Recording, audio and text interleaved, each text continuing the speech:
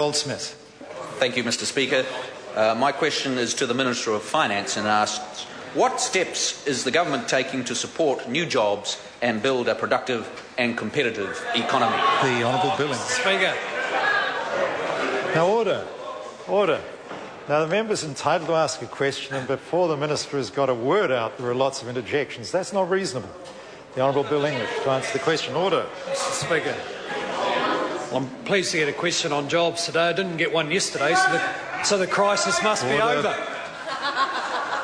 Mr. Speaker, the government has worked through an economic program to support business investment because it's business investment that leads to more jobs. Specific measures include a 90-day trial period, reducing company tax to 28%.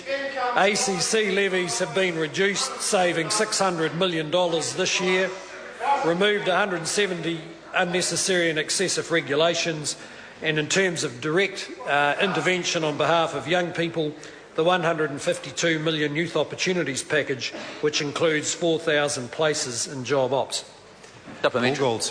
Supplementary to the Minister, how has the New Zealand economy and employment market performed over the past 2 years, and what is the outlook for the next few years? The Honourable Bill English. Mr. Speaker, very good question. Mr. Speaker, in net terms, almost 60,000 more New Zealanders have jobs now than 2 years ago, and unemployment is forecast to fall. That's happened because the economy grew by 2.6% in the year to June, and annual growth is forecast at between 2 and 3% over the next 4 years, better than most developed countries. The after-tax average wage is up by 20% since 2008. New Zealand now has the lowest inflation rate since 1999, which means that the cost of living is increasing at its slowest rate in 12 years. All of this will help support jobs. Paul Goldsmith. To the Minister, what examples has he seen of jobs being created in the infrastructure sector? The Honourable Bill English. Well, Mr. Speaker, through the recession, the government, despite tight financial times, has maintained a consistently high level of investment in infrastructure. Just a few examples of those projects. There will be about 1,000 construction jobs on the new Wiri prison, for which the contract has been signed. 1,000 new jobs over the next 4 years at the height of the Woodaview construction, and nearly 2,000 people employed in the rollout of ultra-fast broadband, which has been assisted with $1.5 billion of investment by the government. Paul Goldsmith. Supplementary, Mr. Speaker. To the Minister, what recent reports has he seen on jobs and output in the manufacturing sector?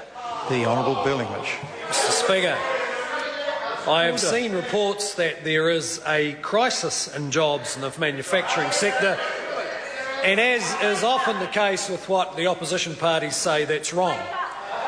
The Household Labour Force survey shows that the number of people employed in manufacturing has remained quite steady since the beginning of 2009, although it did drop somewhat in the last 18 months of the Labor government's time in office. And the number is now fluctuating between 245,000 and 255,000 people, depending on the season. Over the past 2 years, employment in manufacturing has actually gone up a little, from 239,500 to 246,500. Manufacturing output in GDP terms has risen by 8% since June 2009. Latest GDP data shows manufacturing sector growing by 2.5% over the last year. Question number 2, the Right Honourable Winston Peters. Mr. Speaker.